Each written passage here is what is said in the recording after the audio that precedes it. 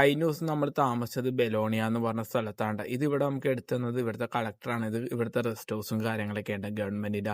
അങ്ങനെ അവിടെ നമ്മൾ ഇറങ്ങി പയ്യെ റൈഡ് സ്റ്റാർട്ട് ചെയ്ത് നല്ല വെയിലും കാര്യങ്ങളൊക്കെ ഉണ്ട് കേട്ടോ.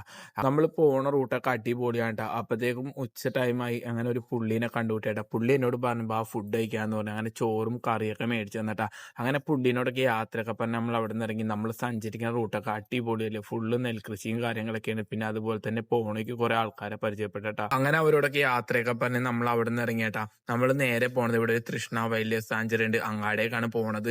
ഇത് ഫോറസ്റ്റിന്റെ ഓഫീസും കാര്യങ്ങളൊക്കെ ഉണ്ട്. അതുപോലെ ഇവിടെ ബൈസൺ നമുക്ക് അടിപൊളിയായിട്ട് കാണാൻ പറ്റും. നമ്മൾ നേരത്തെ കണ്ട പുള്ളിയില്ല, ആ പുള്ളി നമ്മളെ വെയിറ്റ് ചെയ്തിരിക്കണട്ടാ. ഈ ഒരു സ്ഥലത്താണ് അടിപൊളിയായിട്ട് കാണാൻ പറ്റുന്നത്. ഇതിന്റെ പേര് എഡൻ ഓഫ് ബൈസൺ എന്നാട്ടാ. അങ്ങനെ ഇവിടെ അടിപൊളി സംഭവവും കാര്യങ്ങളൊക്കെയാണ്. ഈ ഒരു ടവറിന്റെ മേളിൽ നിന്ന് തന്നെ നല്ല വ്യൂവും കാര്യങ്ങളൊക്കെ ഉണ്ട്. അങ്ങനെ നമ്മൾ ബൈസനെ കണ്ട് അവിടെ നിന്ന് ഇറങ്ങി.